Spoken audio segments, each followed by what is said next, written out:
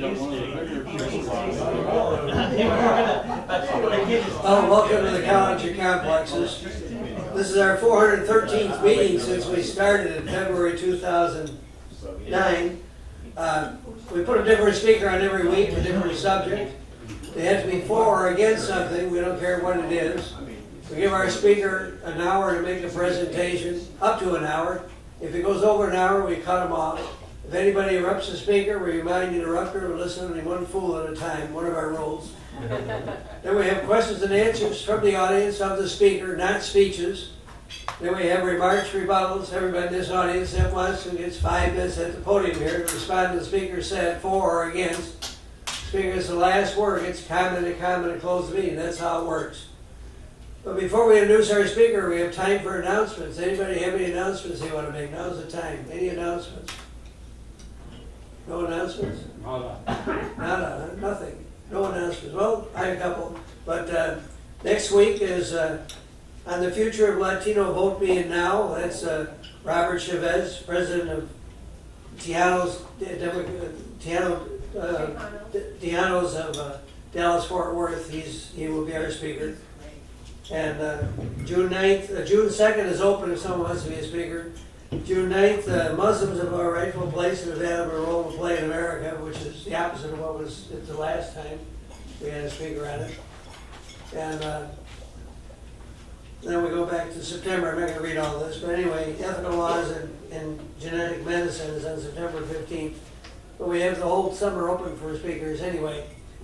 Our speaker tonight is David Drumm, JD. He'll discuss how many theorists have supposed that debt and money arose out of a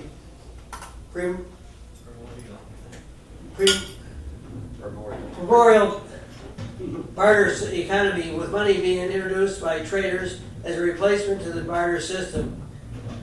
He will argue that anthropological literature does not bear this theory out, as long as before there was barter, there existed human social exchanges in the context of a clan society, and money and credit economies emerged as external stresses on the integrity of clan societies, which forced qualification of obligations that had been previously taboo to quantify.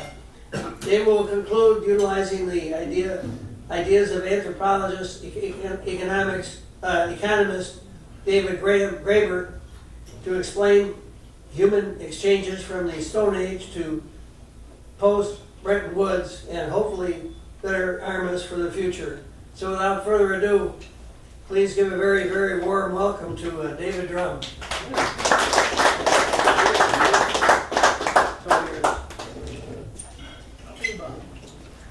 Thank you, Tom, and thank you to all of you for the opportunity to share some ideas that have been intriguing me for the last few months. Money is obviously one of the kind of key things that makes the world go round, as the song goes. And so it's kind of interesting to reflect on really what the roots of money are, how it arose, what it fundamentally is. If you look at a textbook, they will tell you there are 3 primary qualities of money.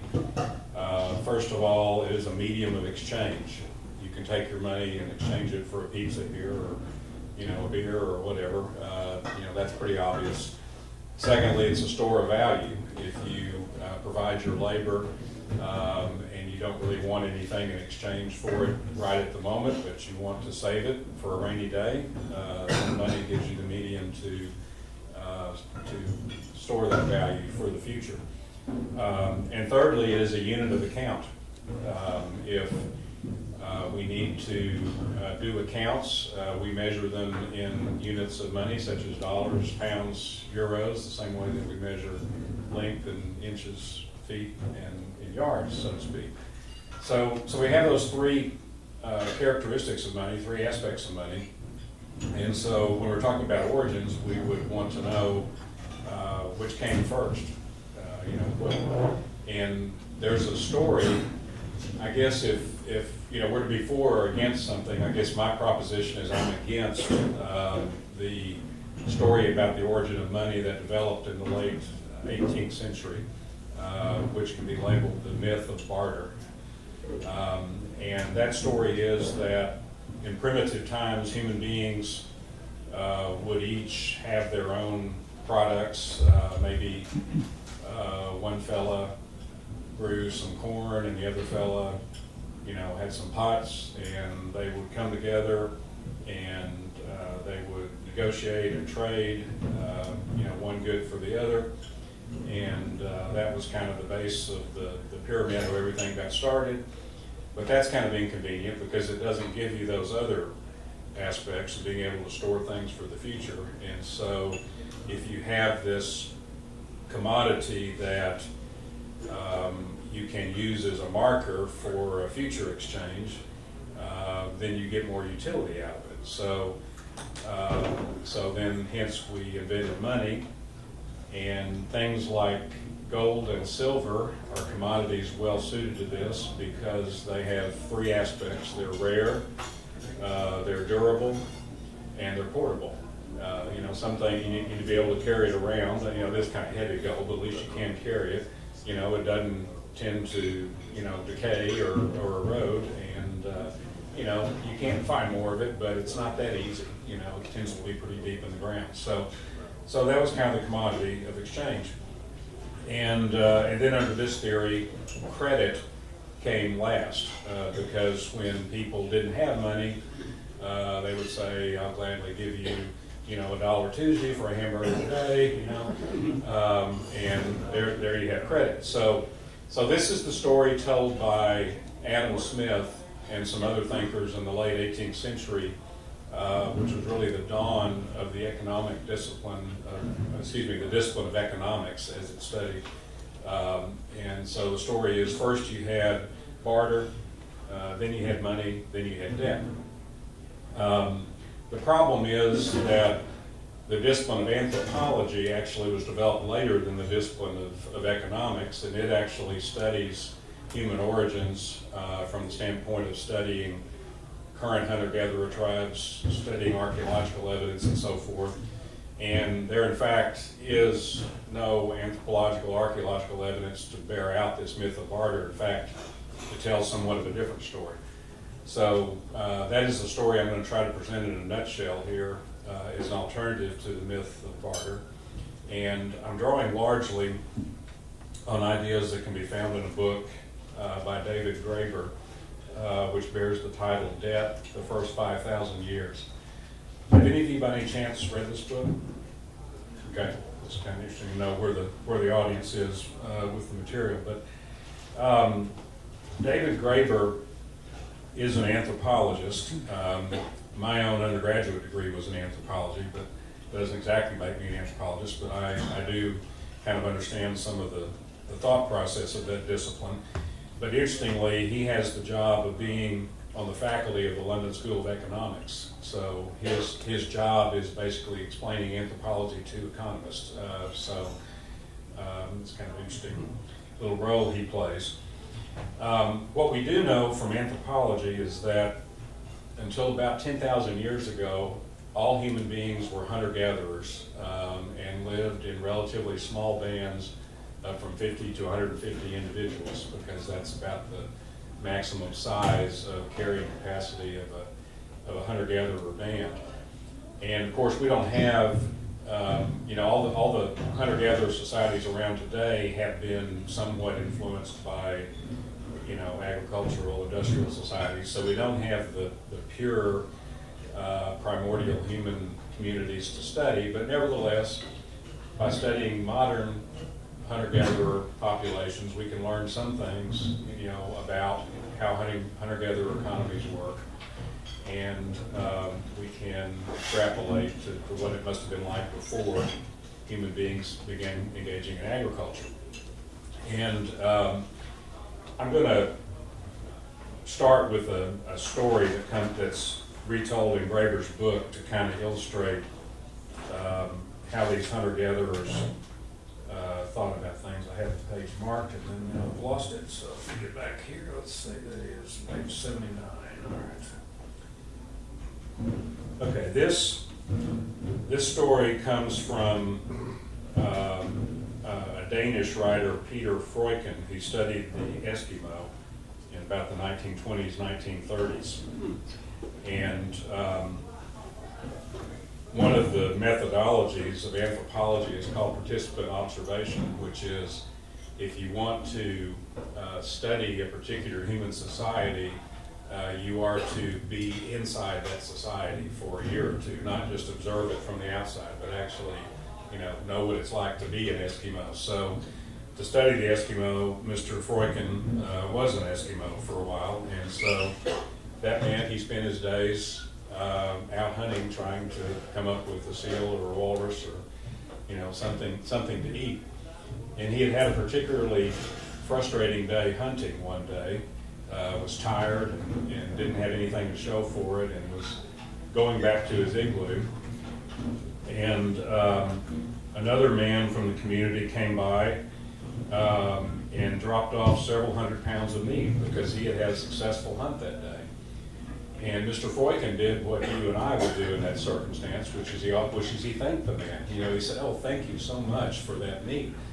Now, here's where it's surprising, because we would expect that this man would do what we would do and say, "Well, you're very welcome, I'm glad to be of service." But instead, here is the reaction he got for thanking this man for dropping off the meat. "Up in our country, we are human," said the hunter. "And since we are human, we help each other. We don't like to hear anybody say thanks for that. What I get today, you may get tomorrow. Up here, we say that by gifts, one makes slaves, and by whips, one makes dogs." Okay, so what that story illustrates is that hunter-gatherer tribes operate by the principle that everyone who is a member of the tribe provides what they can for the common sustenance of the tribe, and every member of the tribe is entitled to what they need from that. There is no tally keeping, no score keeping, no you owe me this, I owe you this. It is you do what you can, you take what you need. That is the exchange logic by which we operated as human beings until about 10,000 years ago, when things began to change. And so the principle there is from each according to his abilities, to each according to his needs. And some of you may recognize that as the formula of communism, which is kind of has a lot of baggage with it, particularly in our culture. But in this sense, communism has nothing to do with Lenin or Mao or any of that. We're talking about a baseline, a primitive communism that operates in these bands of 50 to 150 people. We're not talking about organizing, the United States of America on those principles, because that's a wholly different thing altogether. But nevertheless, what this illustrates is that at the root of our system of human social exchange, we have this sort of communistic base, this baseline communism. And lest you say that's not the case, let me just suggest that most families that we would recognize as non-dysfunctional families tend to operate on this base of communism inside the family. That is, if you have, say, a son or daughter that's special needs, that has some kind of special medical issue, you don't say, "Okay, here's the bill, you need to pay this." You give that child what they need, and you bring in what you can to provide for your family. And so our baseline nuclear family still operates with this baseline communism.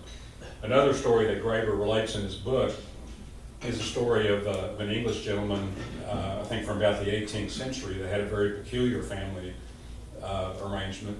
And when he turned 18, his father presented him with a meticulous accounting of all the cost of raising him, including the charge for the doctor for delivering him, and presented him with a bill when he was 18. And they said, strangely enough, the man paid the bill. But needless to say, he had no more dealings with his father anymore, because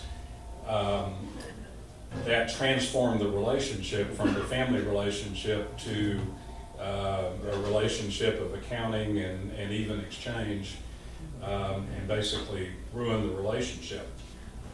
So we have that kind of baseline level at the most primitive level, but of course the situation is much more nuanced and complicated than that.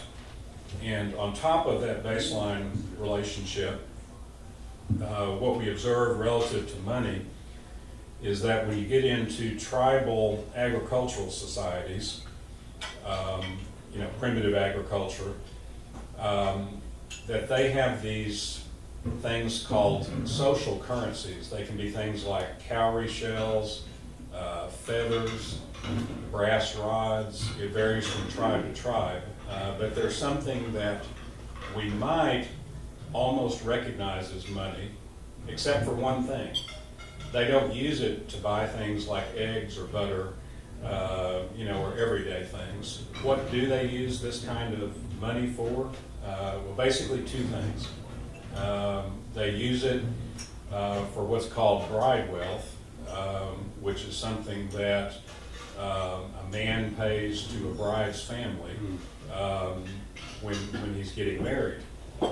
And when the United Nations was dealing with this in the 1920s, they were trying to say, well, wait a minute, is this really buying and selling girls? Should this be outlawed? But the matter of it is, it's not actually buying and selling human beings, because if that was the case, then the man could sell the wife and resell it. But that's not allowed in any of these societies.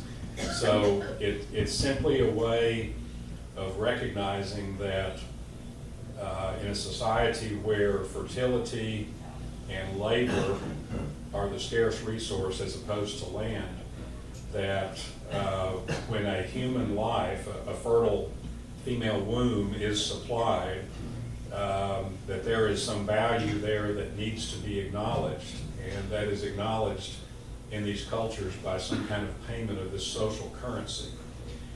But it's very clear in these type of societies that the payment is not really an equivalent. It is, if anything, a recognition that that human life is priceless, without value. It's sort of a way of saying there's no way I can possibly pay you, what this woman is worth. Take this token of my inadequacy of being able to do that. The other circumstance where these social currencies operate is something called blood debt. And that is if two warriors get into an argument, one of them kills the other one, then what can happen is you get into these kind of Hatfield versus McCoy, Romeo and Juliet spirals where you have, blood revenge, after revenge, it never ends. And so the social currency is used as a way of attempting to substitute that vendetta, that revenge, by offering payment in this social currency to the family of the warrior whose life was taken. Again, there's no sense that it's saying that the life is only worth with the social currency. It's saying this is just a symbol, this is a token of something we can't put a value on. As a lawyer, to me, there's an analogy between that and our tort measure of damages in our legal system. When someone is in the factory and they lose a hand, they may be entitled to a award of money, or say they lose their life, their widow gets a damage for wrongful death. That's not saying that the man's life is worth that. It's saying that's what, one ought to do to try to, for a token of gesture, because you couldn't say, well, if that's what your hand's worth, I'll pay you this and I'll take off your hand. It's not an exchange. It's just a legal compensation. So that's the first step toward money, is the use of these social currencies. But they're still really not money, because you can't buy butter and eggs with them. You can't buy ordinary things. Those are still trading on the communistic principle. At a slightly later stage, the notion of honor comes in, which has to do with a hierarchy of relationships, which is, in a way, the polar opposite of this communistic relationship. In the communistic relationship, everybody's considered equal in worth and dignity.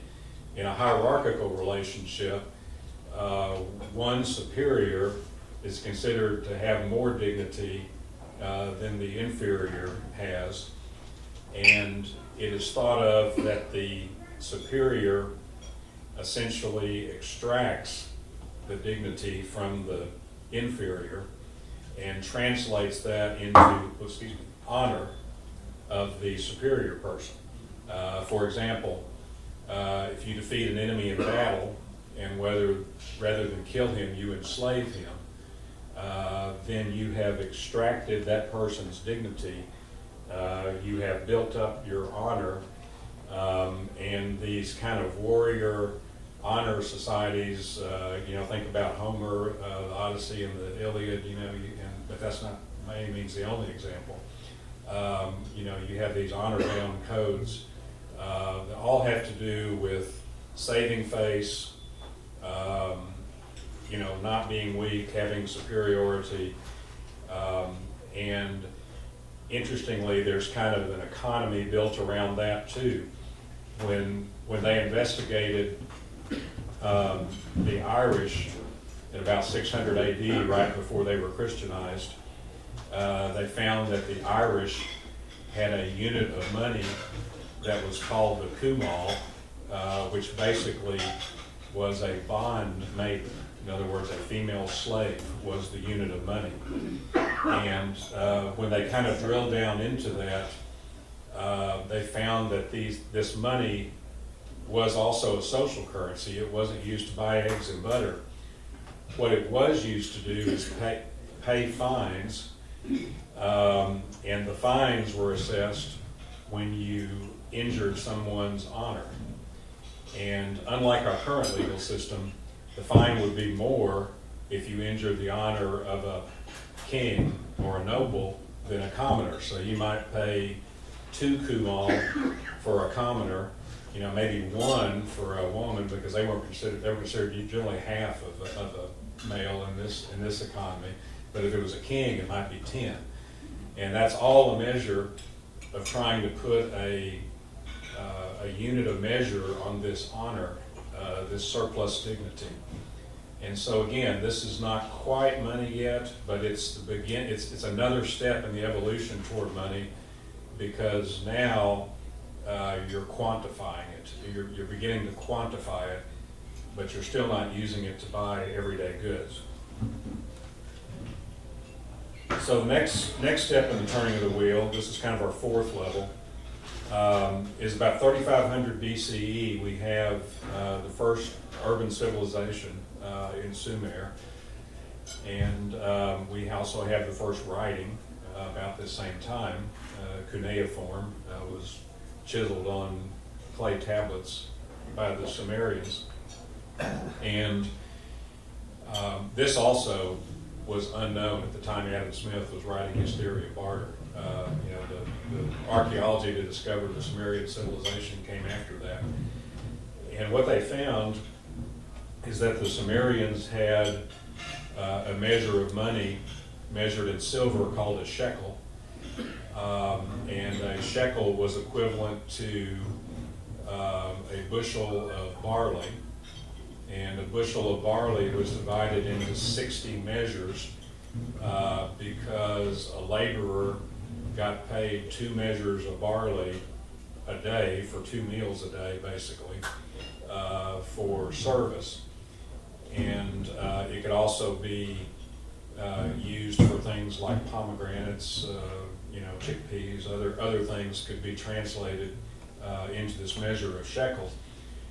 But the Sumerians, from what we've been able to figure out, they didn't actually carry these shekels of silver around in their pockets. Mostly the silver stayed in the temple or the palace. It was just used as a unit of account. It was just kind of the universal measure that you could resolve all other equivalencies into. Today we might call it the reserve currency. You know, it's the currency that everything was resolved into. But people still weren't bartering, you know, for the silver or using the silver to buy things. It was just a measure. And so when a merchant would go out to trade with, you know, down the river, he would be able to get credit from the temple or the palace, and he would have to pay it back with interest, which in most language the word interest is the same as offspring.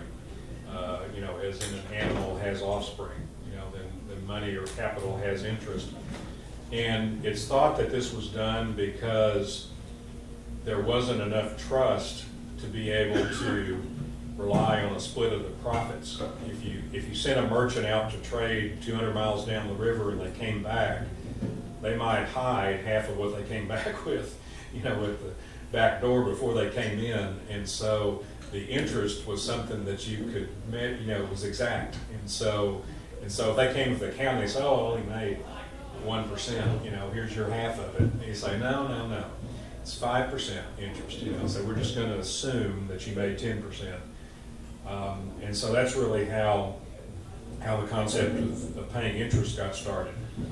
But interestingly, at this time, the money system is mostly operating on credit, not the silver being taken around. People are saying the treasury, you know, the temple owes me 12 shekels of silver.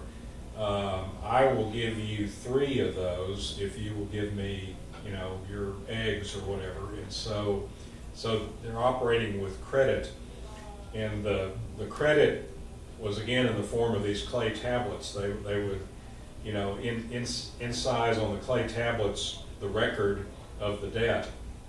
And then when the debt was repaid, they would literally break the tablet. And so that's how you knew the ledger was clear. You know, the record of the debt would be basically obliterated. So this is contrary to Adam Smith's principle, because we have here the unit of account first, followed by the credit, and we're still not to the money as the actual means of exchange, which comes a little bit later. One interesting development out of this Sumerian civilization and the other Mesopotamian civilizations that came after is that because things were now being measured in these shekels, now for the first time you were paying for eggs and butter with the same measure of account that you were paying bride price and blood price and all these things the social currency did. So now you've got the, you know, sort of the two economies, the commercial economy and the human life economy. Now all of a sudden they've got an equivalency for the first time, and over time that results in things such as a merchant is unable to pay his debt, and so he offers maybe a daughter or a son as a surety for the debt. We have this in the Bible, in the story of Joseph and his brothers in Egypt. You know, they're holding one of the brothers as a pawn, basically. And then if the debt's still not paid, then that pawn becomes a slave. So now you've got human life, which used to be held to be not equivalent to anything else, because now they're using the same measure. You know, you've literally lost a human life out of your family because you couldn't pay for your eggs and butter. And as a rebellion against that, some of the tribes in that area left the urban civilizations and became pastoralists on the edge. They became herders of sheep and goats and so forth, and developed this patriarchal honor-bound society because they basically said, nobody's going to sell my daughter. I've seen it happen to my neighbors. I'm withdrawing from this rat race. I'm going out to the desert.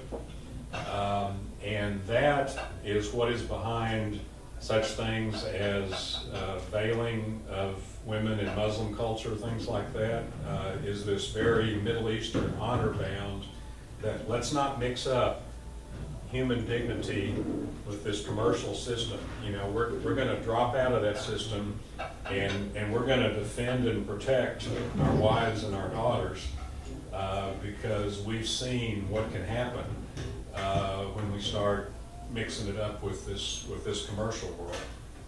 So that's kind of our fifth turning of the wheel is, you know, this patriarchy that emerges by rejection of these urban commercial systems in the name of purity. Next development after that happened around 600 BCE, which gave rise to something you may be familiar with, this phenomenon called the axial age. The axial age is the period in China, in India, and Greece, when it's the period when Confucius and Buddha and the Hebrew prophets were all active. And it's also a period, interestingly enough, and there is a connection between these two, when the first coins appeared. The first coins came from a Greek state in what is now Turkey called Lydia. Before, the silver and the gold had sometimes circulated because it is portable and durable and all that, but not stamped with a, you know, the stamp kind of has two functions. It's first of all a legitimization of the weight and the purity of the coin, but secondly, it's a recognition by the government that issues the coin that it will be accepted in payment of any money due to that government, such as for taxes, fines, or whatever. And so it's you know, saying this will be accepted no matter what. And what Graeber finds in his study is that there's been several alternations back and forth between periods when the commercial economy tends to operate mostly on credit and when it tends to operate mostly on bullion, in other words, coins, you know, things you can put in a safe deposit box and store. And the reason has to do with the prevalence of war and slavery, which tend to be prevalent during periods when bullion is valued. And the reason is, well, several reasons, but let's start with these empires that began in the axial age. They become empires of expansion. You know, they are, you know, think of Alexander the Great. You know, you're out there, you know, keeping the army moving, subduing more and more people. And so you've moved toward a standing army that has to be paid instead of just a militia. You know, you get the neighbors together in between harvest and you know, fight off the enemies. You've now got a standing army.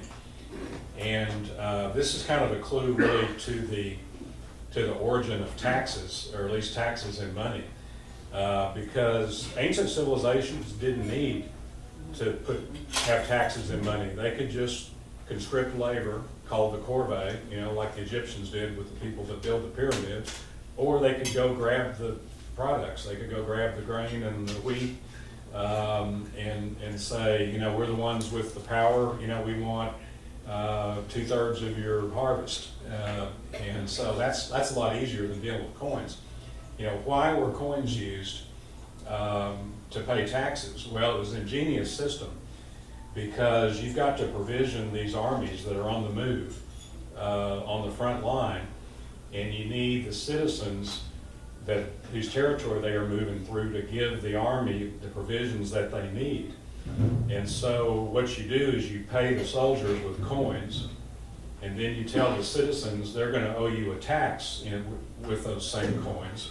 And so the citizens get busy provisioning the army because they need those coins to pay their taxes. So the soldiers come by, citizens give them carrots, chickens, whatever they need, get their coins, pay their taxes. This is what enabled the Roman Empire to make the conquest it did, as they perfected this system that Graeber calls the debt, war, slavery complex, because the coins came from mines, which were mainly worked by slaves. So they would conquer more territories to get more slaves, to mine more coins, to pay more soldiers, to conquer more territories, to mine more. So and this sort of explains why those empires collapsed about 600 of the Christian era, because they all ran out of room to expand. The Roman Empire bumped up against the Persian Empire, and there was no room for any of them to go, and the Chinese Empire pretty much filled out East Asia, and once you no longer have the expansion, that whole thing collapsed. The other thing the axial age is known for is, as I mentioned, are these thinkers like Confucius, Buddha, the Hebrew prophets. And so you might say, well, what does that have to do with, this slavery, coin, and so forth? Well, it's actually exactly a reaction against that, because the axial age was a very material age. And so some people just got sick of it, and they said, we reject that. The Buddha, for example, we reject that. And so the reaction to it is made possible. The anti-materialist reaction is made possible by the materialism that basically defined the ethos of that age. One thing about coins is you don't have to worry about where they came from. If somebody comes up with coins in their pocket and wants to pay for something, you don't have to worry about proving that they were stolen or something like that. If you come with a endorsed promissory note or something like that, and you prove that endorsement's a forgery, all bets are off. It's worthless. But the coin, all you have to do is have it in your hands. So that's why it predominates in periods of violence and war and expansion. So the axial age, as I said, went for about 1,200 years till about 600 AD. And the next phase after that was the Middle Ages. And we kind of we have a Eurocentric perspective. We tend to think of the Middle Ages as being European, but there's a worldwide Middle Ages, and really most of the developments actually came from China or India or the Islamic world over to Europe. Europe was sort of the late bloomer in the developments of the Middle Ages.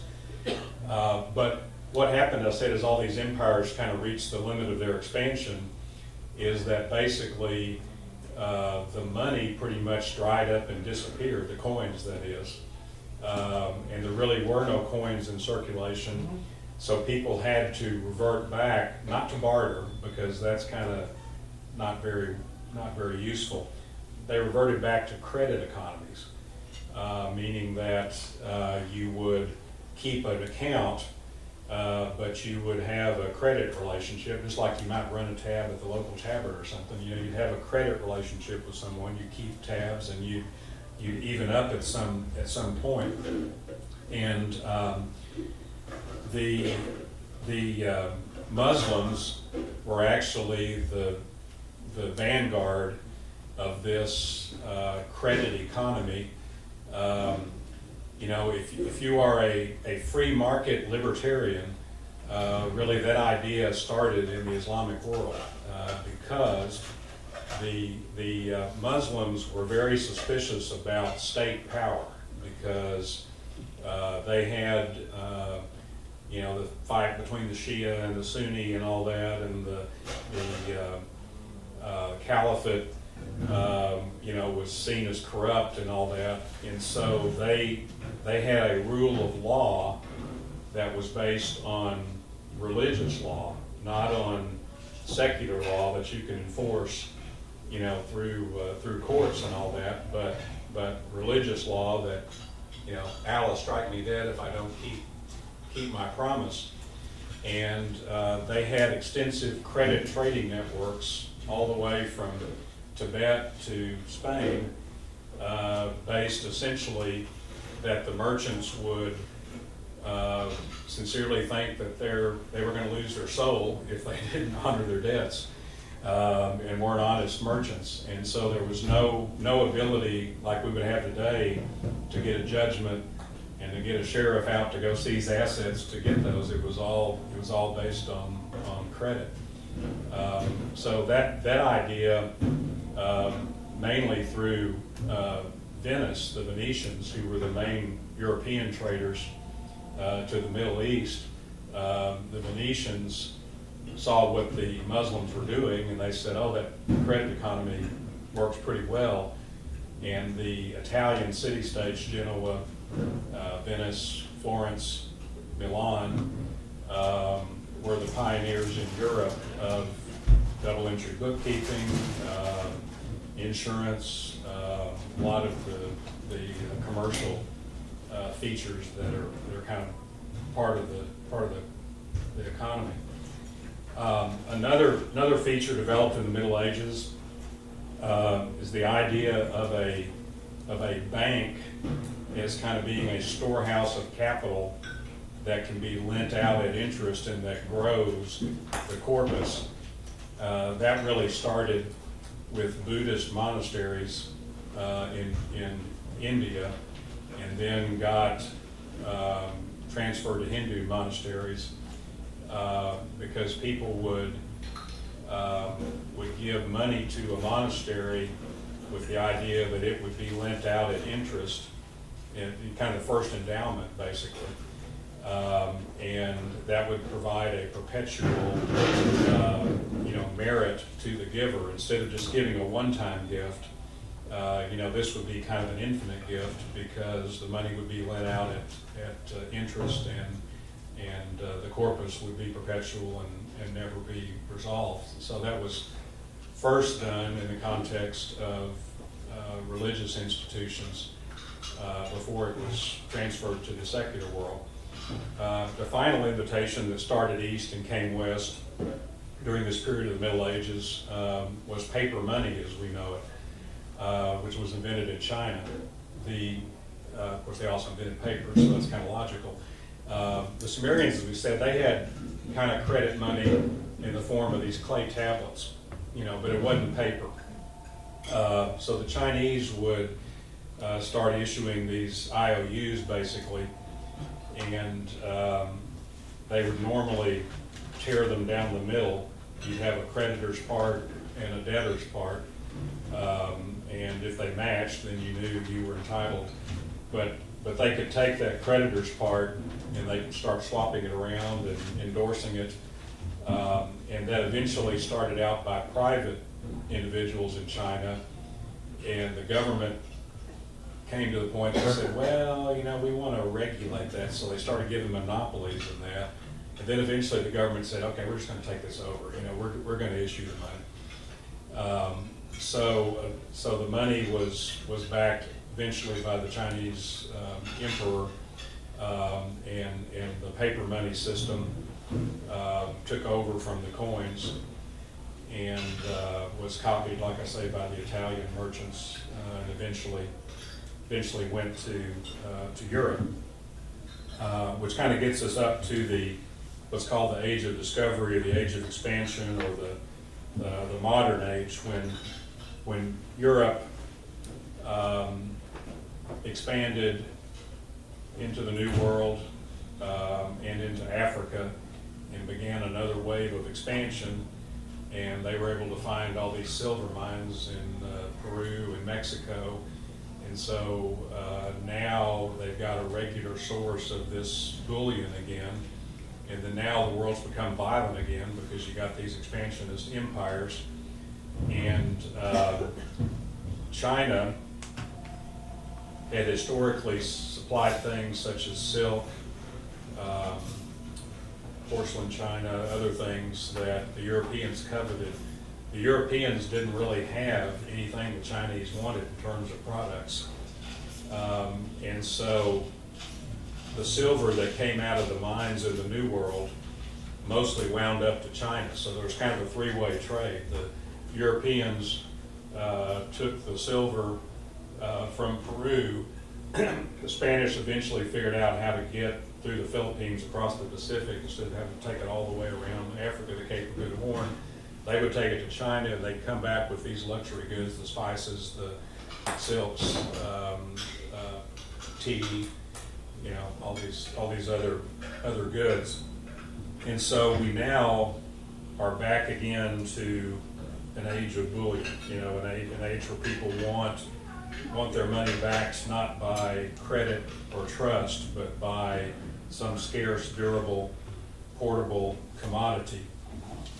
And I'm going to kind of abbreviate this part a little bit because you probably know a lot of this story, but I think the significant watermark there is that in 1694, the Bank of England was founded as the world's first central bank. And basically, a group of merchants loaned some money to the crown to finance a war, in return for which they were given a royal monopoly on the issuance of banknotes, which was basically a monetization of that government debt. And that is exactly the way our United States Treasury and our Federal Reserve Bank work, in exactly that same way. The debt that is owed by the Treasury to the Federal Reserve is monetized by the issuance of these things called Federal Reserve notes. I've got a few in my pocket. You know, that is a monetization of the debt that the U.S. Treasury owes the Federal Reserve Bank. And because this was an age of bullion at the time, it was tied to different degrees at different times to a gold standard, meaning that, you know, if you really insisted, you go take one of those Federal Reserve notes and you would get, I think it used to be $35 an ounce, if I remember right, $35 an ounce of gold. But in 1931, in the pressure of the Depression, the U.S. went off the gold standard for its citizens, for its domestic citizens, but we were still on a gold standard for foreign debt. And most of the other countries did hold dollars that they had the ability to come turn into gold. Until 1971, when Richard Nixon, faced with the mounting cost of financing the Vietnam War, suspended the ability of foreign-held dollar reserves to be redeemed for gold. And that ushered in yet another turning of the cycle. You know, it's been credit, bullion, only since 1971 we are back to credit, being that the US dollar, which interestingly, when it came off of the gold standard, the US dollar replaced gold as the reserve currency. You know, it's what kind of everything else is denominated in. And we now have what is referred to as a fiat currency, meaning that there is no real restriction on the ability of the Federal Reserve Bank to create money, other than its own policy as to what the ideal level of the money supply would be for various reasons. And so, as Graeber points out, we're sort of very early in that game. I mean, you would think entering a credit economy that we're entering like a period of relative peace, but it doesn't seem like that necessarily. But he's pointing out this may be a 400-year cycle, and we're about 60 years into it. So, you know, who knows what it'll really turn out to be. So I think that kind of gets us, you know, on the broad brush of the narrative, and I kind of open it up for questions. I mean, there's a lot more in this book, but we'd be here for hours and hours if I tried to cover it all.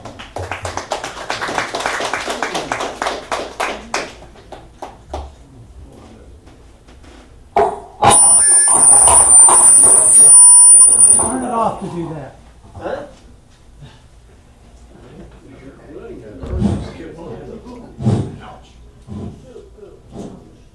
Who wants to be first? After that. Yes, the economist Michael Hudson has a story about the ancient civilizations, and he said that they always had a process of debt forgiveness. Does he cover that in the book? And so, what do you think its role is in today's world? He absolutely does. Thank you for the question. That's one of the parts I kind of abridged in the simple narrative, but I'm happy to go to that. The Sumerian word was amargi, A-M-A-R-G-I, which was basically a forgiveness of debts that was ordered to kind of keep the system from becoming too lopsided.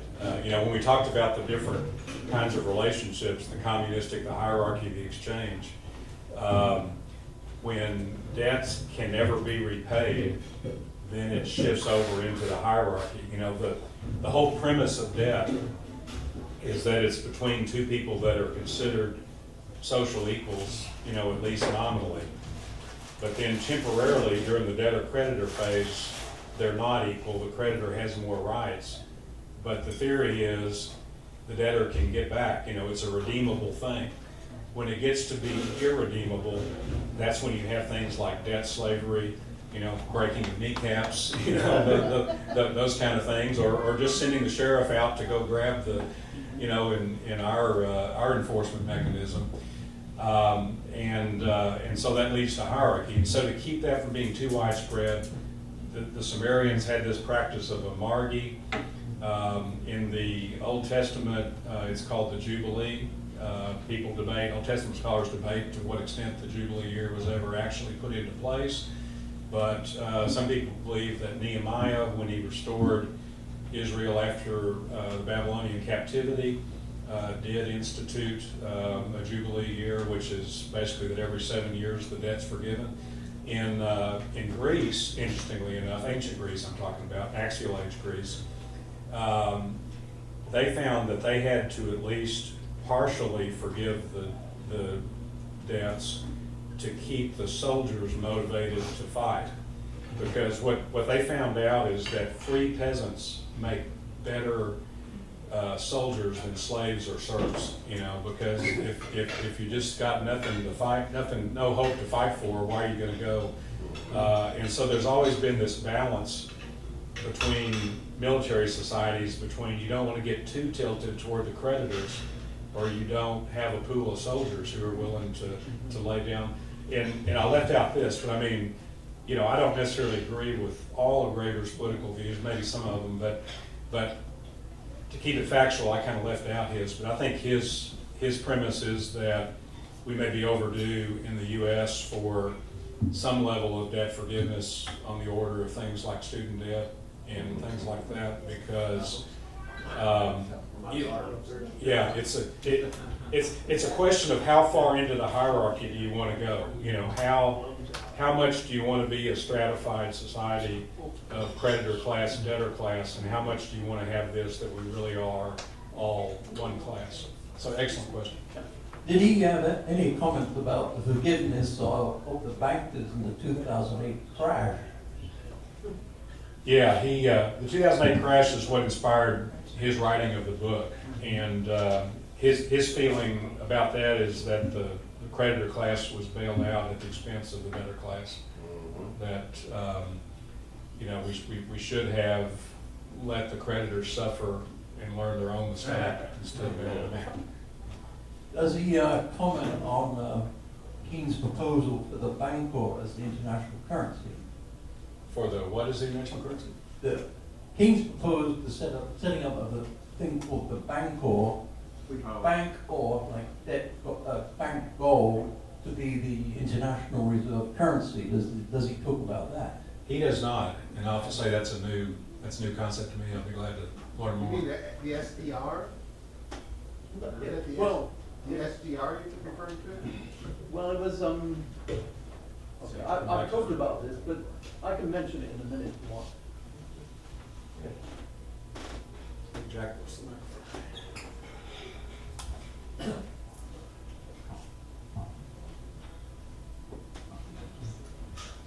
David, I was wondering if Graeber spends any time on the Medici family and the Medici popes and kind of the church's role with the family and kind of having it was kind of a time when the church was all powerful and the wealthy families were definitely linked into the papacy and had various ways of debt collection or whatever. Does he talk about them? I mean, they at one time the Medici Bank was the largest bank in Europe.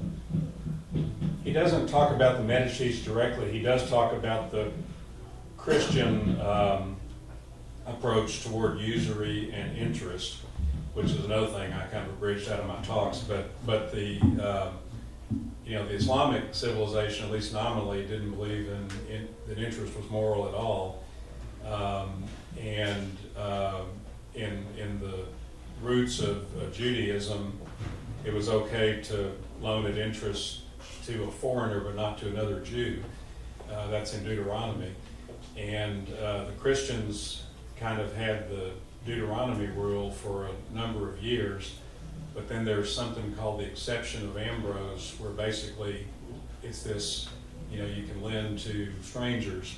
And so then it becomes a definition of who a stranger is, which got Outside. gradually broadened, but it wasn't until 1279, something like that, that interest, in Catholic Europe really, became something that you could do. One of the reasons why these Italian city-states were pioneers in this is that they had political autonomy, and so they were not under the control of either the Holy Roman Emperor or the Pope. And so even though the rule was you couldn't lend at interest, they would say, well, we are, come do something about it, Thank you. I heard you mention the number six. I heard you mention the number 60 once, but I'm a math teacher, and 60 can be divided by the number 1, 2, 3, 4, 5, 6, or 10. And I know that certain number systems are based on 60, because if you want to divide your land between one son or two sons or three sons or four sons, it just works. So I guess my question is, did you come across the number 60 quite a bit in these monetary systems? The Sumerians did things in sixes and 12s as opposed to decimal. The reason why we have 12 hours on our clock and 360 degrees in a circle is basically the Sumerians. 60 seconds and 60 minutes. Yeah. So in one example, that's the one I gave, which is a shekel of silver was 60 servings of barley. I watched a video once, it was called, I think, The Money Masters, and they talked about a tally stick system used in England that lasted for like 600 or 700 years. Does he deal with that at all? He talks about it in the Chinese context. The Chinese had like twigs that they would notch and then tear in half. And that was before they had the paper money. Then when they invented paper money, they would do paper, kind of like promissory notes instead of the twigs. Right. But the clay tablets the Sumerians had, is another kind of tally system. There's been different I ones. just thought it was interesting because in that video it said that tally stick system, it was just wooden sticks with notches in them, and that lasted for like 600 or 700 years, which is a pretty stable system, I would think. You're talking about in England? In England, yeah. Okay. He didn't mention that part. Well, but- progress And the world was slower back then too. Things Well- lasted a long, much longer time. It had to be a good system if it lasted 600 years. Sure. I mean, you have sticks were easy to come by. Yes, did he comment on the fact that the money trading, which goes on every day and of course is the world, you got about 4 or 5 trillion a day being traded, and this means that the money exchange goes up and down by about plus or minus 20% over a year, which really means I don't understand how you can possibly trade, because you know, if the money swings by 40% in a few months, which it does, you're going to have your profit right now. Does he talk about that problem? He didn't talk about currency exchanges in this book. I mean, I know a little bit about it. I mean, one of the foundations I'm on the board of had a currency exchange fund, and there are people who claim they quantitatively can find out when the market is not, you know, in the right equilibrium. I mean, they do fairly well. You know, it actually, you know, of course, there's always the black swan event could come, but under current environments, the quantitative FX trading is actually a fairly, you know, non-volatile thing. I mean, look, the pound was, a couple of years back, was at $2 per pound, then it shrank down to 130. I mean, it's going all over the place, and this is true of all currencies. Yeah, oil has a lot to do with it, because the you know, oil price is denominated in dollars. And one of the things he does talk about in here is that Iran and Iraq both tried to go to the euro to price the oil in instead of the dollar. And there's some speculation maybe about that's why we went to war with Iraq. You know, I don't know, there's not any hard evidence on that, but I think that's also the reason, 1954, we overthrew the Shah, we overthrew the government, the democratically elected government of Iran, when he started taking non-dollars for his oil.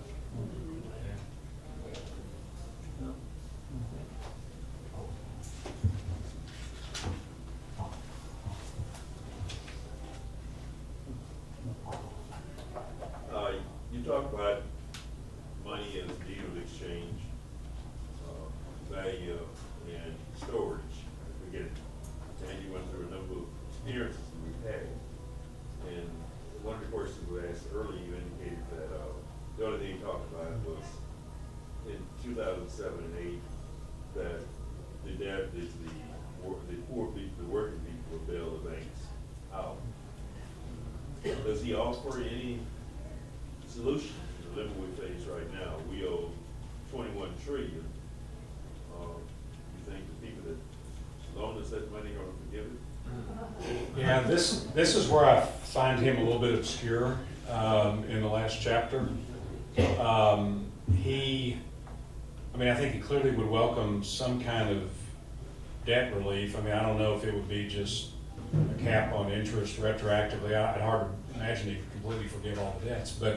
But what he really talks about is he thinks capitalism, you know, is kind of on its last legs, and that some system will replace global capitalism.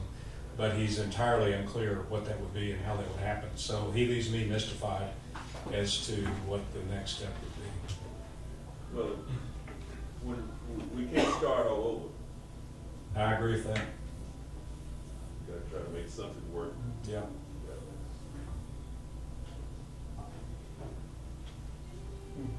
I thought I remember one time, the debt jubilees, or the forgiveness of debt. I remember the person pointing out that when those things were done, it was really like everybody owed money to the temple, or everybody owed money to the U.S. government.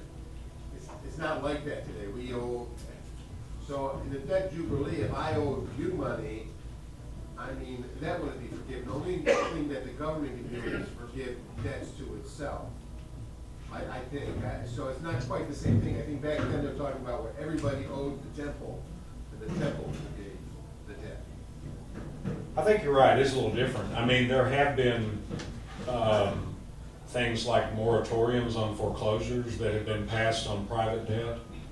I think there would be some real constitutionality issues on pure debt forgiveness on private debt. But because we are on a fiat currency, there's a relationship between the money supply, the level of money supply is allowed to be at, and the relative power of debtors and creditors. So if you have more money supply, that's going to favor the debtors because they're paying back with cheaper money.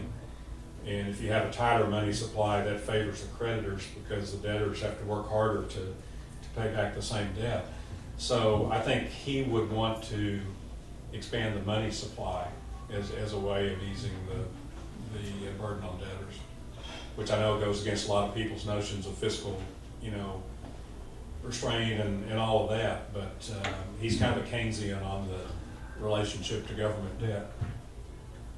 It seems I remember the state of California doing a giant forgiveness on some debt with mortgages years and years ago. Really would have benefited you to live there. But I was going to say I had a relative. I didn't realize the IRS would forgive somebody if you don't pay your taxes after 10 years and you make no attempt to pay your income tax. They will forgive that. I don't know if they still have that same policy. Might be a limitations issue, statute of limitations possibly. I don't know.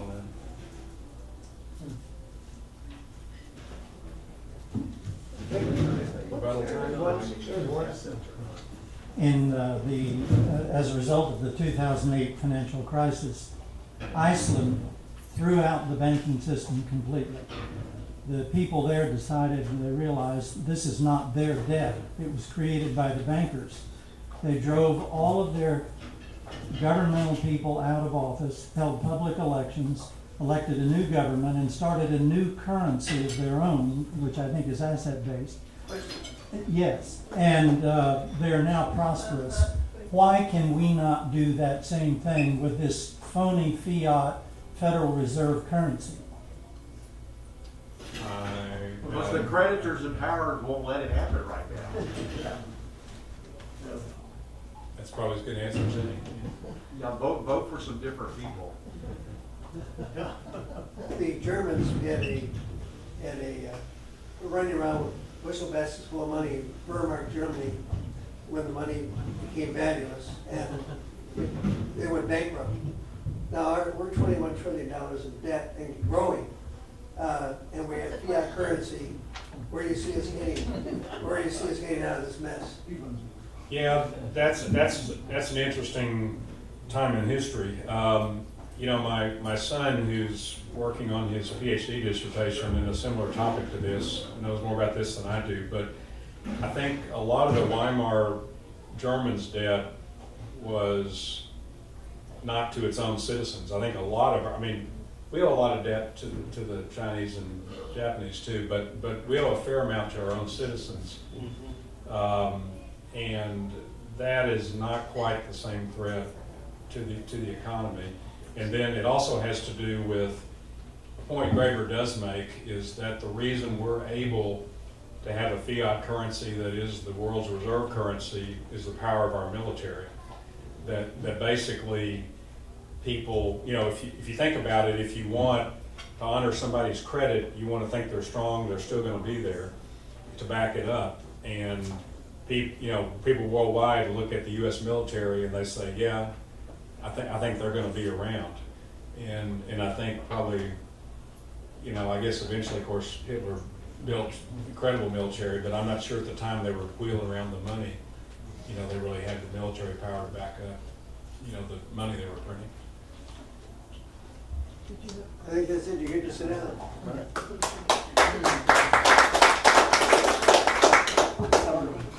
Okay, now it's your turn to talk. So who wants to be up here first? Come on up here. For 5 minutes. You got 5 minutes. That's it.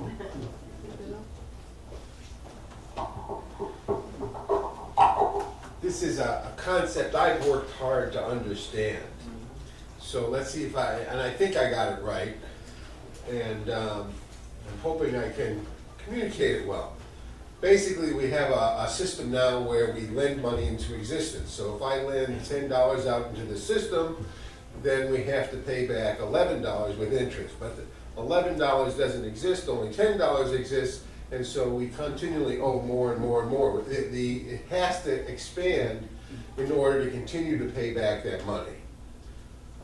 So this is in a fiat system where we lend money into existence. Now what I had to understand is as those loans are paid off, as I pay my house off, that money doesn't continue to circulate, that money disappears. You paid it off, it no longer exists.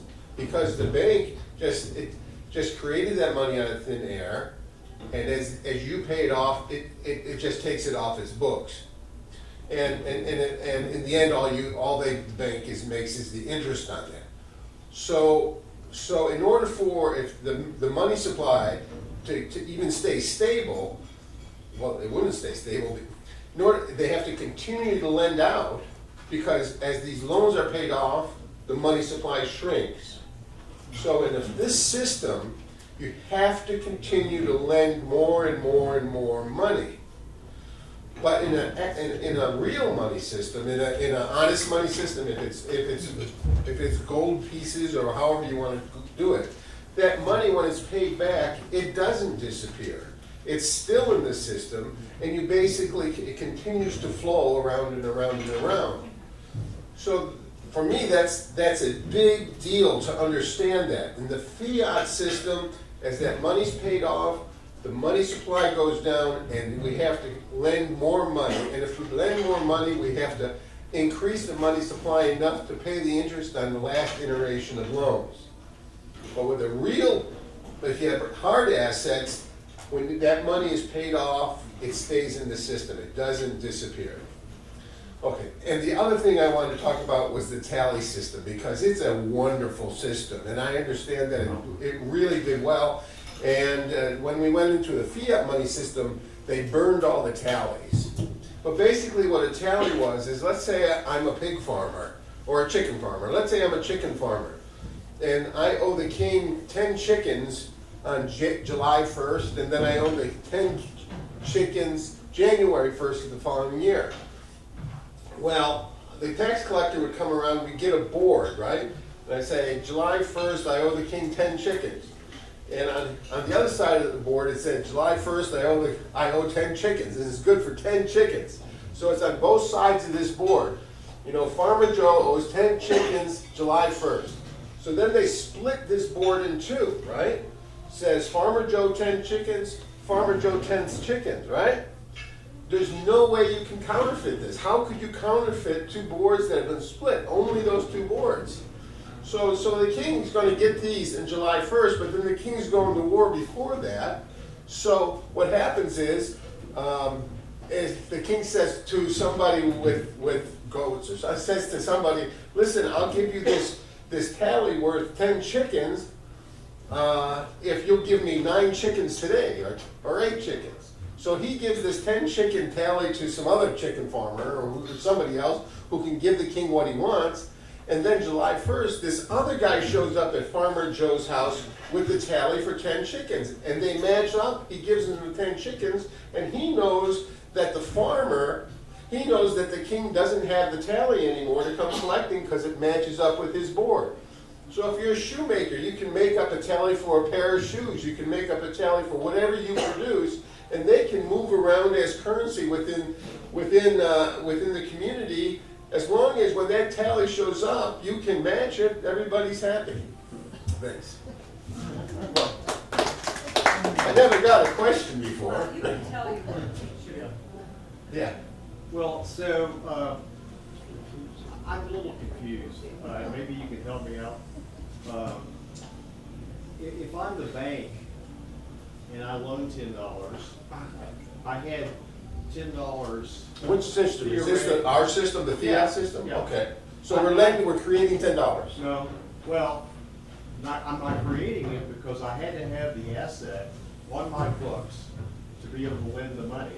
Plus now my asset increases because I'm charging interest, so I created a liability that offset the cash that I gave out. And when the loan is paid off, my assets theoretically could actually increase by the increment of the interest that I earned on the money. So I don't quite, from a double accounting entry system, I don't really see how what you're saying works. Well, I don't think it does eventually. I think we need to sit down next to each other and do this. Yeah, I can't do it. I mean, the accounting, in fact, double entry accounting was invented while the Medici family were the primary bankers in Italy, and, you know, See, when you laid out that. They did go bankrupt, by not getting, you know, they went bankrupt because they spent too much money, okay, that they didn't have. Eventually. Well, I mean, you know, some of their family. I think we need to talk about fractional reserve banking. That's probably. Well, and see, and why would you need, Oh. you know, if you had, what's the purpose of the reserve? Think about that. Gotcha. Wait a minute, I have a couple.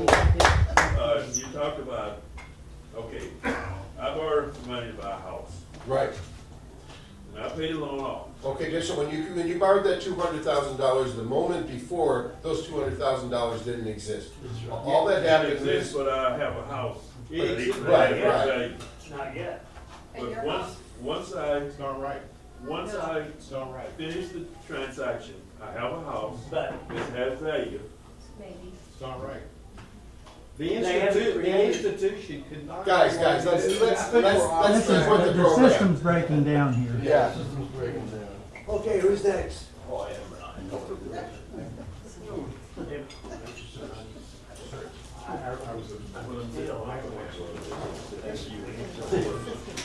Yeah, actually, the main problem why currencies break down are wars, actually, because what happens is the government, for various reasons, wants to go to war, and of course, it has to pay for wars. And so, in fact, it actually starts to spend money it doesn't have. And of course, that causes inflation. And so, for example, in the 30-year war in basically in Germany in 1619 or so, 30, basically was over the same thing. I mean, actually, war started, and so actually it was started the religious war, and so the various kings started to borrow money and tax peasants more and more, and they got fed up, and so they rioted, and so this whole thing went on for, and again, that's what happened in Vietnam. Really the start of the inflation in the 70s was basically two things: the Great Society program plus Vietnam War. And of course, it was blamed on the unions being greedy, but no, it was the government. Now, the way also to control any economy, you have two levers. One is the monetary system, and the other is the fiscal system. And so, fiscal system is just government spending, and the monetary system is really the money supply controlled by interest rates. And so, without debt, of course, the monetary system would not work because what the Federal Reserve does.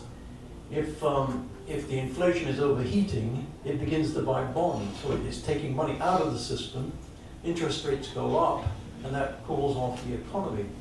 Conversely, in a situation where you have a recession, and so people start laying off and so on and so forth, then the Federal Reserve will start buying bonds, which pushes money out into the community. Therefore, interest rates drop, and the economy recovers. Now that's the basic of Keynesian economics, So anyway, so getting back to the Bancor, back in Bretton Woods, Keynes proposed a system of an international currency. He called it the Bancor, which all international debts would be paid off using the Bancor.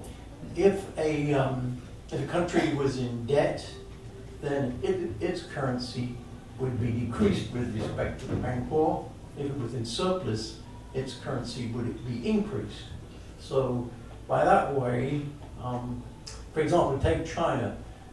Under this system, the Chinese currency relative to Bangkok would rise. So that would make Chinese goods more expensive. The dollar would decrease, which would make American dollars cheaper. And so that would weigh, he was concerned about trade being balanced, okay? And as you know, it's totally imbalanced now. Now the other thing about this, you would have a period of stability with exchange rates, honestly. So, but every now and again, say every 6 months or 9 months, you would readjust currencies. So you'd have stability in international trade. As I said, I don't quite understand how you can have stability when currencies are so fluctuating so much. And of course, what has gone on, especially in the City of London, which is the banking centre in England, you had manipulation of currencies. Because of course, you're talking about trillions of dollars. So you only have to swing the currency a little bit and you make millions of dollars. And that actually went on. So of course, in the bankers' world, every trick and crookery in the world has gone on. So yes, I propose that you should have not the Federal Reserve, but you should have an independent body that controls both fiscal spending, and which is the government spending, and also the money supply, because the two really have to run together.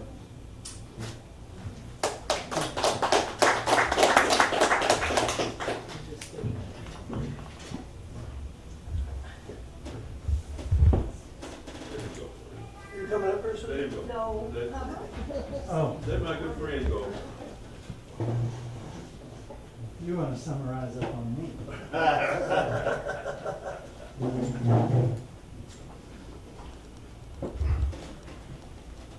Well, I think the research that you've been doing is pretty impressive.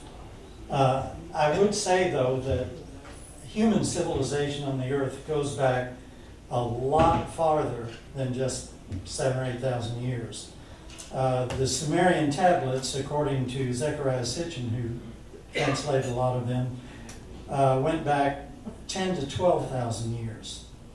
And at that time, that civilization had organized cities. Also, ancient Egypt was a very prosperous and peaceful civilization from 8500 BC to 3500 BC. And incidentally, immigration and a revolution destroyed all of that. In Utah, they discovered years ago, a friend of mine went out there and saw them and brought back photographs, devices found at 630 feet underground below layers of rock that were of technology that we could not do. We could not even analyze what the material was. It was harder than diamond, and we could not melt it with welding equipment, anything like that. So being below layers of rock, that puts that back probably millions of years. So there is a lot of civilization that has existed on this earth that we just do not have any knowledge of, and governments tend to cover it up. There are many skeletons that have been found of giant people, huge human form people that get completely disappeared. The governments almost in every country tend to want to keep us from understanding the existence of these civilizations. I again recommend everybody read the book, All Wars Are Bankers' Wars. When it comes to having a war, the country has got to have a bank behind it. And to have the war at all. And during World War II, it was the same international banking system that supported Germany and France and England and Russia and everybody else, because they made profit out of everybody's military expenses. The greatest profit motive in the world is war. And that's, we've been the suckers for war constantly. These false flag things like 9/11 being, a crazy bunch of little Arabs with box cutters. Right. People who've looked into that, and there's some in the room who know a lot about that, know that that was a false flag operation.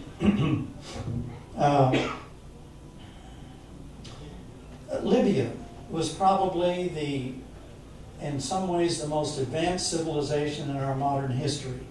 And it's been absolutely 180 degrees the opposite, vilified in all of the Western media. Gaddafi went in there as a military leader because they had two warring tribes killing each other all the time, keeping the economy completely wrecked, like the McCoys and the Hatfields up in the Carolinas.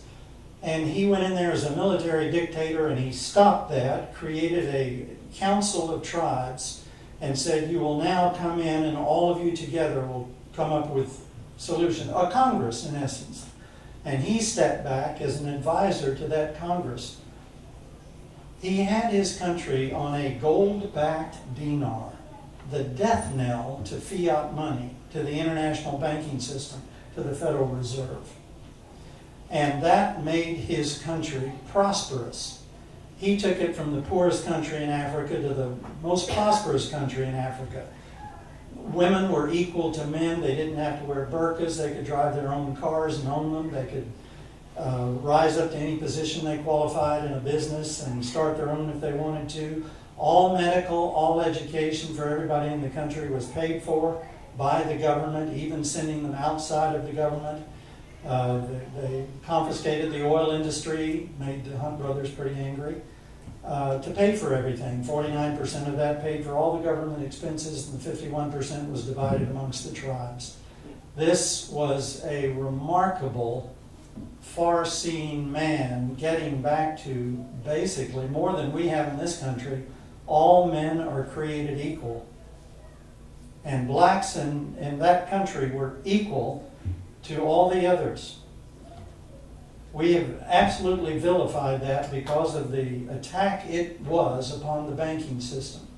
And Gaddafi was trying to get all of the African Union into that gold-backed dinar. Well, that meant war. That's exactly what happened. So, war. CIA arms and pays 250,000 al-Qaeda to invade the country and kill hundreds of thousands of people and drive another 2 million out of the 6 million out of the country. I mean, it was just horrible what they did. And of course, the money that they had to pay them and to arm them came from the Federal Reserve, which is part of the international banking system. So it all links up pretty well. Read that book, download it, it's a free download on the internet. All wars are bankers' wars. I think everybody should read that. John Anthony West, did I mention him? He was an archaeologist, and he was observing the Sphinx in Egypt, and he realized, wait a minute, the erosion around the base of the Sphinx was not caused by wind, it was caused by water. That pushes the history of the Sphinx back about at least 25,000 years. Now, they had to have some technology to make that thing. From what I have read, all of the engineering of today, we still could not make the pyramids. We do not, and they were certainly not made by a bunch of slaves pushing these huge boulders up sand, ramps or whatever. It's just ridiculous. There was technology there that we don't know about. He pointed this out, John Anthony West, and the Egyptian government then banned his ever returning to the country, which pretty well silenced him. Anyway, that's enough of that. History is not what we think it is. We must probe history far beyond what we think. We form our ideas about it on what we know, but we need to discover more.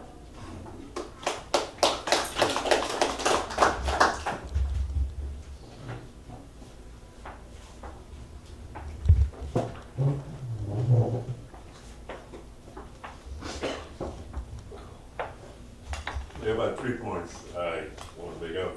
Thank you for the report. I enjoyed the presentation. That kind of history I haven't focused a great deal on.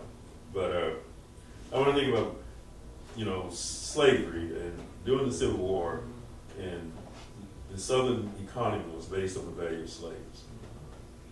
And when the war was over and the slaves were freed, the South almost collapsed because they didn't have a medium of exchange. They had land, and they figured out a way to become tenant farmers and all other things that they got back in the South. The other thing is Germany after World War I. The problem was not a German debt, it's reparation. They had agreed that whoever lost the war had to pay so much money back. And Germany had a huge debt in reparation because they lost the war. And this created an opportunity for Hitler to do what he did. And after World War II, these organizations, the World Bank and International Monetary Fund, all that was created to try to prohibit that. But then they came up, they didn't use it, they used the Marshall Plan, which someone already alluded to. We made tons of money out of the exchange rate the United States did. The money that we gave other nations to rebuild their country, particularly Germany, Japan, and other countries that were involved, we made money on the international monetary fund. My understanding of economics is that everything has a value. Everything has a value, and if a person, what a bank gets supposed to get for loaning money is interest. That's their income. So if when I pay my house off, the road and book goes, they got their interest, and I got my house. And like you say, in 2007 and 8, the value of houses went way, way down. Many people were paying more for the house that they bought originally than it was worth. And some people went foreclosed because they couldn't deal with that. And so my focus is, what do we do today? I know perhaps 50% of the debt we owe it to citizens of America. But we may need to look at what happened in Greece when they went bankrupt, and the people had to absorb a lot of that. And we may need to start thinking about things like that, because I don't know how we're going to deal with our situation and owe so much money. And right now they're talking about, changing Social Security, changing Medicare, and it's going to be detrimental to everybody, because almost everyone who is, paying into Social Security for 10 years, and Medicare picks up most of the costs. My federal employee benefit just pay co-insurance deductible. Sometimes they'll pay something that's not covered by Medicare. So it's going to hurt all of us. And in Medicaid, and dollars is really larger than Medicare. And the big thing is the money spent for Medicaid is for nursing homes. And if children have to start taking care of their parents, we're gonna die because they can't quit their job if they don't want to take care of us. I'm really concerned about that because I took care of my wife for 9 years, and who's gonna take care of me? My pride is that when my time comes, I go. But I was interested to look at all the history of money and the three things you said, exchange, value, and storage. And, if you have a coin, it kind of takes care of all of that. I'm not too sure, John, I don't know, I think the way we have fiscal policy here and monetary policy there, and monetary policy will be basically controlled. The president appoints the board, the governors, and then who the Federal Reserve chairman is. I guess the good concept is not working too well. And you went through how the Federal Reserve deals with things, inflation gets high, they take service, they buy, sell securities. And I don't know, I'm concerned. But the book just made a similar, what the presentation was, that the government, in 2007, 2008, but actually, the banks paid that money back plus interest. They paid the money back for secrets. And then on the AIG, you know, they were gonna sue the government for getting involved in how we bailed them out, but we bought the stock. And we sold the stock, and the government sold something, made a big profit, and they didn't like that. But, I don't know. We need to start thinking clearly about all these things, and there are a lot of different theories that people are playing with, and I think they do that when they don't know anything. Thank you. Go ahead. Your analogy, you got the house and the bank got the interest. Wouldn't it be more accurate to say, the bank got their interest, you got your house, the carpenter got $200,000 that he redeposited in the bank to start the whole Yeah, thing again? yeah, well, that's what I was trying to say, is that you got your house, the bank got its interest, and then the bank just starts over, loan people more money, and it's a cycle. Well, it's based on the carpenter that you gave the 200,000 to, he puts it back into the banking Yeah, system. and they create money, more money. And now they can lend more money. Correct. Thank you.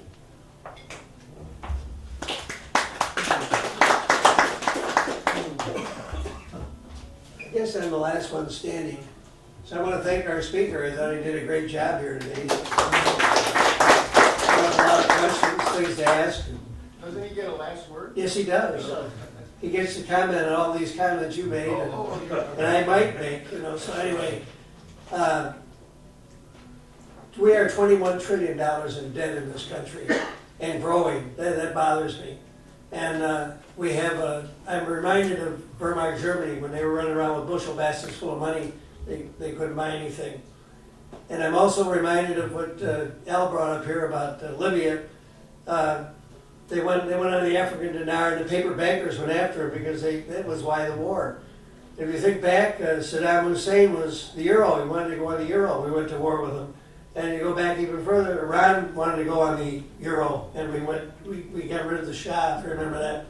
But anyway, my point is that the paper bankers are doing all they can to keep the paper system going.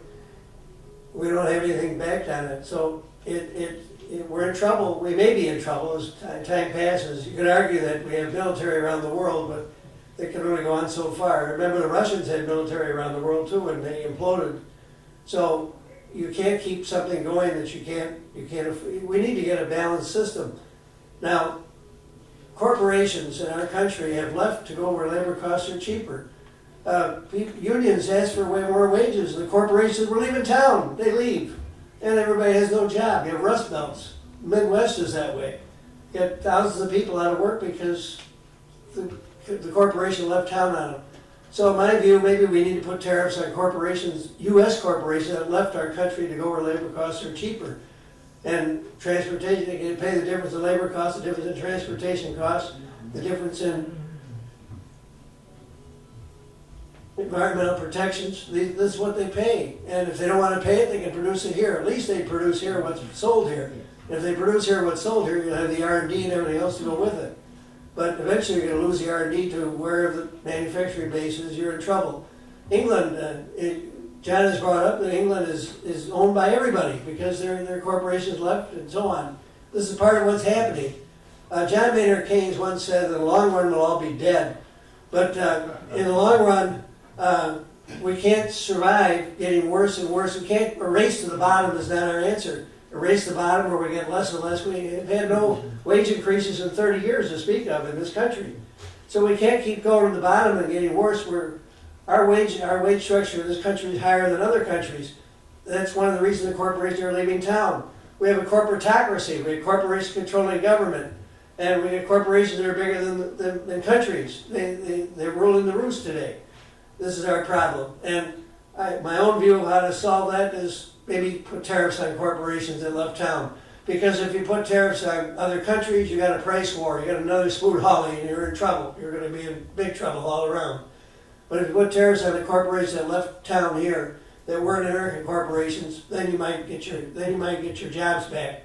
And once you get your jobs back and they stay here, then you can shorten the workday to solve your automation problems, because that's happening too. Anyway, I better shut up while I'm ahead, and I'll give our speaker the chance to close this out.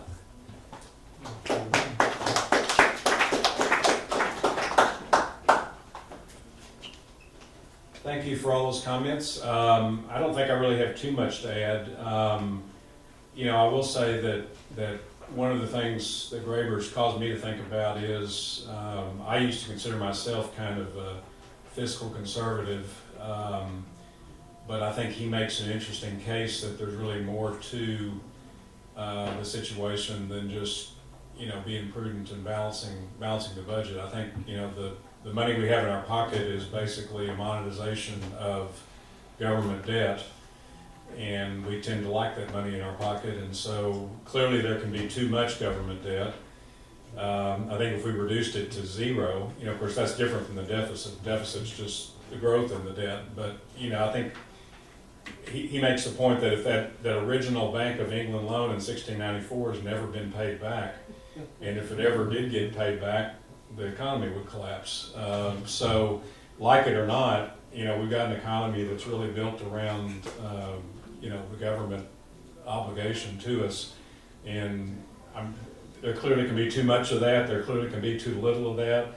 This book has caused me to think of it more in terms of the equity between creditors and debtors than it has been between keeping it balanced per se. So that's what I learned from the book.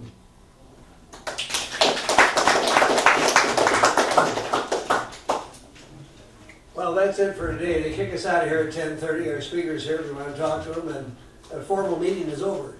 So we'll see you next week, hopefully.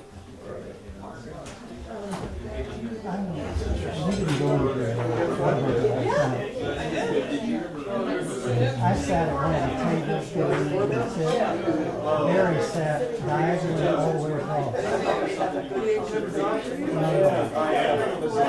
He brought me a milkshake and then he went back over here.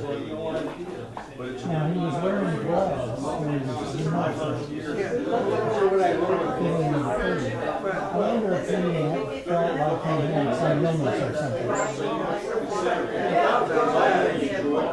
I mean, that was strange behavior last night.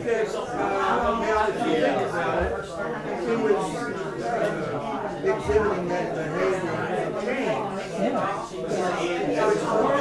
He'll bring his food, set it over there, and he's engaging and so I don't know what was in there. And you notice he was putting on those plastic gloves. That was strange behavior. I mean, after I finished the milkshake, I got up there and thanked him for it, and he was cordial. But that was the only contact I had with him every day. He said thanks, and I'm gonna put some better go to sleep, and he said, okay, good to see you. That was it, right? People that have not been affected. That was bizarre. They don't really see it. Norman so talkative and engaging. Well, what I've got to do right now is run home and check on Joyce, and then I may get on out if she's sleeping well and everything. All right, well, I wouldn't be adverse to having more than a milkshake. Give me a call. Where the camera at, I guess, are you taking the equipment or is he? Oh,